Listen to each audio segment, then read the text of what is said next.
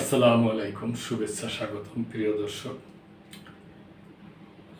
বাংলাদেশের অন্তর্বর্তী সরকারের প্রধান উপদেষ্টা ডক্টর মোহাম্মদ ইউনূস উনি ওই রোহিঙ্গাদের একটা অনুষ্ঠানে আর কি, একটা জাতীয় সম্মেলন, ওই অনুষ্ঠানে উনি বিভিন্ন বক্তব্য দিচ্ছেন এবং এক পর্যায়ে উনি বলছেন যে দেশ নির্বাচনের জন্য প্রস্তুত।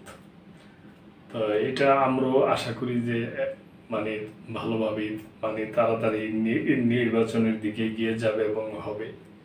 এই সমস্ত ব্যাপার নিয়ে সংবাদটা আর কি।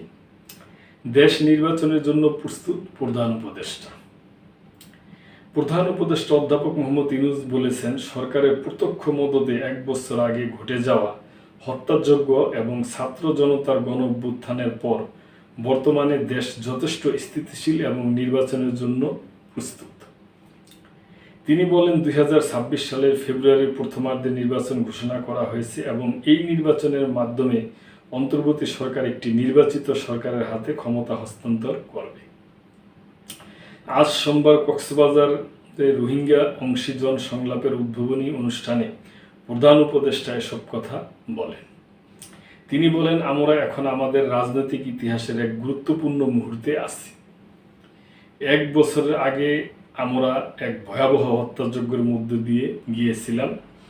এরপর ছাত্র নেতৃত্বাধীন গণ অভ্যুত্থানের মাধ্যমে ফ্যাসিবাদী শাসন থেকে দেশকে মুক্ত করা সম্ভব হয়েছে। রোহিঙ্গা সংকটকে বিশ্ব সম্প্রদায়ের কাছে আরও জোরালোভাবে তুলে ধরতে গতকাল রোববার থেকে কক্সবাজারে 3 দিনের আন্তর্জাতিক সংলাপ stakeholders dialogue takeaway to the high level conference on the Rohingya situation শুরু হয়েছে।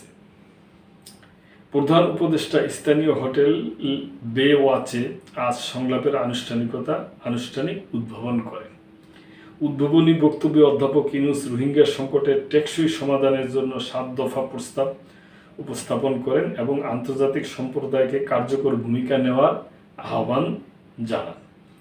তিনি বলেন, রোহিঙ্গাদের উপর চলমান নিপীড়ন ও বাস্তুচিত্র থামাতে এখনই কার্যকর পদক্ষেপ নিতে হবে।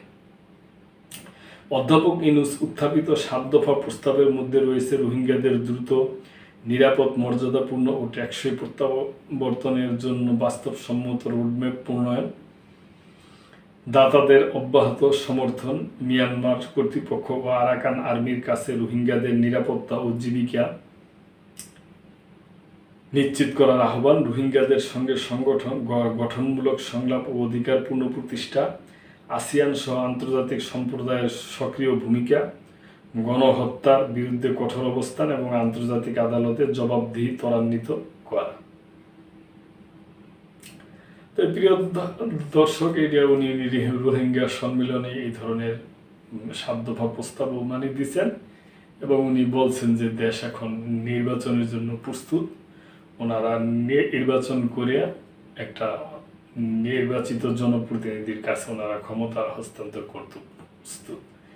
এই সমস্ত ব্যাপার নিয়ে সংবাদটা ছিল। প্রিয় দর্শক, আপনাদের কোনো মন্তব্য থাকলে অবশ্যই করবেন এবং লাইক, কমেন্ট, শেয়ার করে সাবস্ক্রাইব করে চ্যানেলটির পাশেই থাকবেন। আল্লাহ হাফেজ।